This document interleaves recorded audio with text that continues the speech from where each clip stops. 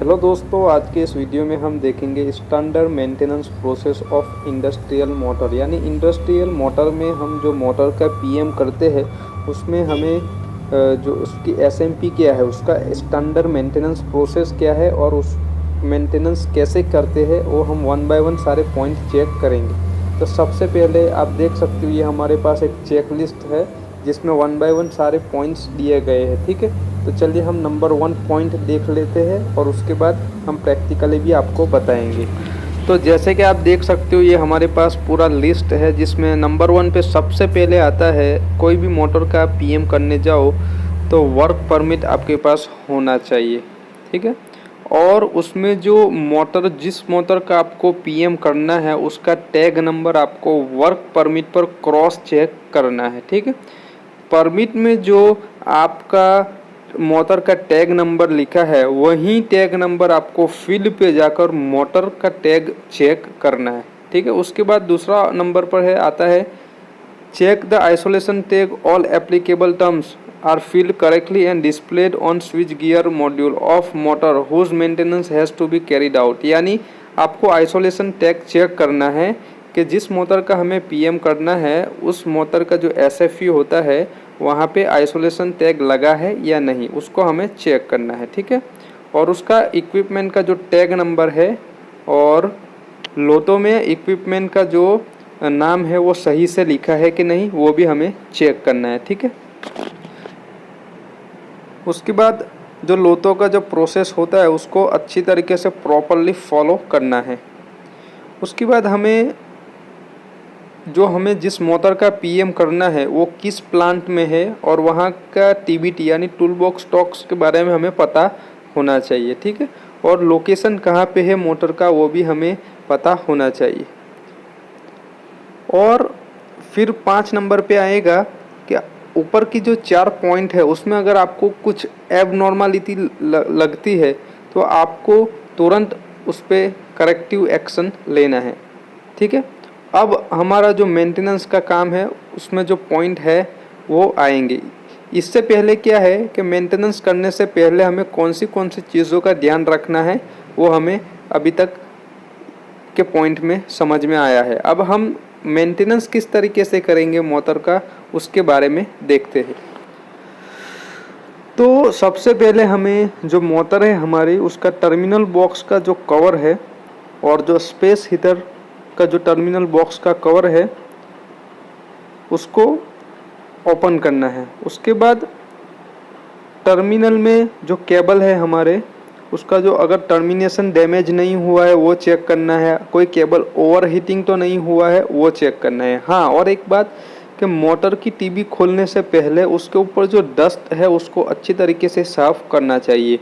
अगर आप डस्ट को साफ़ नहीं करोगे और टीबी ओपन करोगे तो फिर वो डस्ट टीबी में जा सकता है। इसके लिए टीबी खोलने से पहले आपको डस्ट अच्छी तरीके से साफ़ कर लेना है। उसके बाद जो हमारा मोटर टर्मिनल है उसका टर्मिनल बॉक्स को ओपन करना है। उसके अंदर सारे केबल का कनेक्शन चेक कर लेना है, कहीं लूज कनेक्शन तो नहीं है, कोई केबल ओवर हीटिंग तो नहीं हुआ है और जो हमारा टर्मिनल बॉक्स है उसके अंदर कोई भी मॉइस्चर या डस्ट हो उसको अच्छे कपड़े से साफ़ कर लेना है। ठीक है, उसके बाद टर्मिनल ब्लॉक की जो बुशिंग प्लेट है वो अगर डैमेज हुई है या कहीं से टूटी हुई है तो उसको हमें रिप्लेस कर देना चाहिए या उसके ऊपर एक्शन लेना चाहिए। ठीक है, उसके बाद जो टर्मिनल ब्लॉक है उसका केबल को और टर्मिनेशन और जो पूरी बॉडी है उसको अच्छी तरीके से कपड़े से साफ़ करना चाहिए।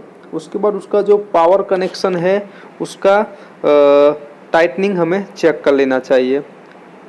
और ख़ास बात कि जो हमारी मोटर होती है उसका जो लोकल कंट्रोल स्टेशन यानी LCS उसको हमें ओपन करना है और उसका हेल्दीनेस चेक करना है, जिसमें NONC कॉन्टैक्ट इमरजेंसी स्विच उसको हमें चेक करना है और अगर कोई एबनॉर्मलिटी है तो उसको हमें ऑब्जर्व करना है। ठीक है, और उसको रेक्टिफाई करना है। उसके बाद condition of gasket of main and space heater terminal box LCS, यानी जो LCS है हमारा टर्मिनल मोटर का उसका गास्केट अच्छी तरीके से है या नहीं उसको चेक करना है। ठीक है, अगर कहीं से डैमेज है तो उसको रिप्लेस करना है।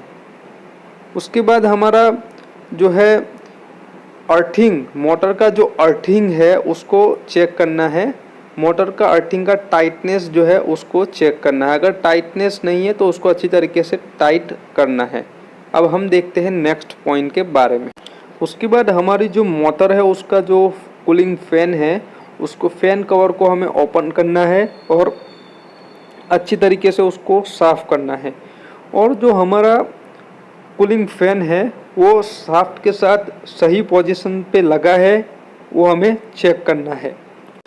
उसके बाद मोटर का जो ग्रीसिंग पॉइंट है वो सही तरीके से है, उसे हमें चेक कर लेना है। ठीक है, उसके बाद मोटर की पूरी बॉडी को हमें क्लीन कर लेना है।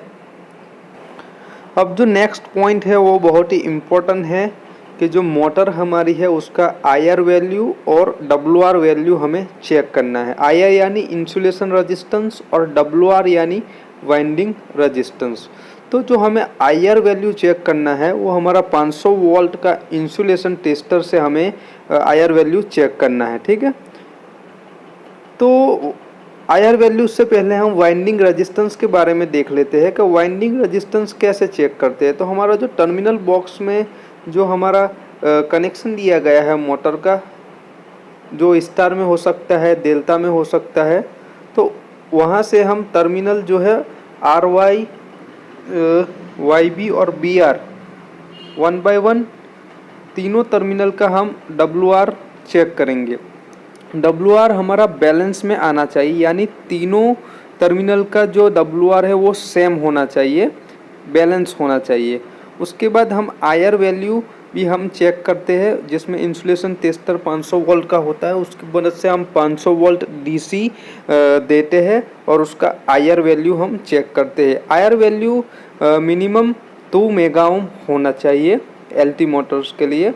ठीक है, उसका एक सूत्र भी है जो आप डिस्प्ले पे देख सकते हो, जिसकी मदद से आपको पता चलेगा कि मिनिमम इसका कितना IR वैल्यू होना चाहिए। ठीक है, अगर आपकी मोटर हीटर रेजिस्टेंस है तो उसमें आपको फीडर साइज से मल्टीमीटर की मदद से हीटर रेजिस्टेंस भी चेक कर लेना चाहिए।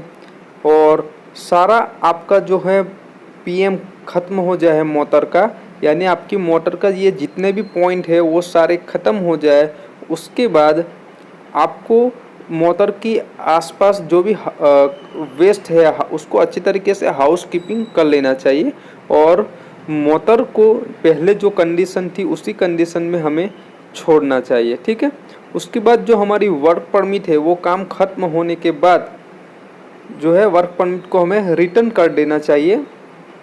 और तो दोस्तों, अगर आप मोटर PM करने जाओगे और इतने पॉइंट आप ध्यान रखोगे तो 100% आप काम अच्छी तरीके से कर पाओगे। तो चलिए मैं मोटा मोटा आपको फिर से एक बार बता दे रहा हूँ कि अगर आपको कहीं भी इंडस्ट्री में मोटर PM करने जाना है तो आपको कौन से पॉइंट ध्यान रखने हैं, जिसमें सबसे नंबर 1 आपके पास वर्क परमिट होना चाहिए। वर्क परमिट में और फीडर साइड आपको क्रॉस चेकिंग कर लेना चाहिए कि जो मोटर का टैग है और जो परमिट नंबर है वो सही है या नहीं। उसके बाद आप लोकेशन पे जाओगे तो आपको मोटर का लोकेशन पता होना चाहिए। सबसे पहले आप जाओगे तो एरिया ऑपरेटर की आपको साइन करवानी है। उसके बाद TBT जो टूल बॉक्स टॉक्स है उसके बारे में आपको पता होना चाहिए, सेफ्टी के बारे में। सबसे पहले आप क्या करोगे कि मोटर बंद है या नहीं वो चेक करना है हमें। ठीक है, फील्ड में जाकर उसके बाद हमें मोटर का जो है पूरा बॉडी है उसको क्लीन कर देना चाहिए। उसके बाद टर्मिनल बॉक्स ओपन करना चाहिए, उसमें सबसे पहले सप्लाई चेक कर लेना चाहिए कि सप्लाई तो नहीं आ रहा है। उसके बाद उसका लूज कनेक्शन और टर्मिनेशन चेक कर लेना चाहिए, हीटिंग तो नहीं है वो चेक कर लेना चाहिए।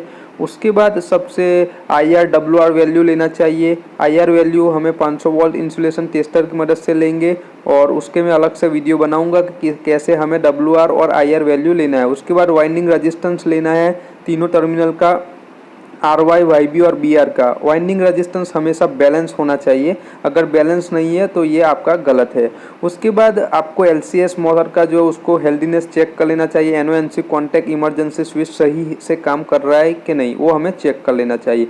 और अगर आपका मोटर PM ख़त्म हो जाए उसके बाद आपको आसपास जो भी कचरा है हाउस कीपिंग कर लेना चाहिए। मोटर को पहले जैसी कंडीशन में रखना चाहिए, कैनोपी सही से लगाना चाहिए। और जो उसका कूलिंग फ़ैन है वो शाफ्ट के साथ सही से लगा है वो कि नहीं, वो हमें चेक कर लेना चाहिए। और जो कूलिंग फ़ैन है उसका जो फ़ैन कवर है वो सही से लगा है या नहीं, वो भी हमें चेक कर लेना चाहिए। तो इतने पॉइंट है जो आपको ध्यान रखना है।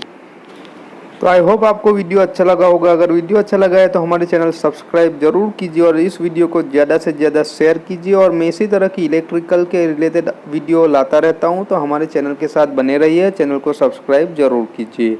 चलिए मिलते हैं नेक्स्ट वीडियो में। Till then bye bye.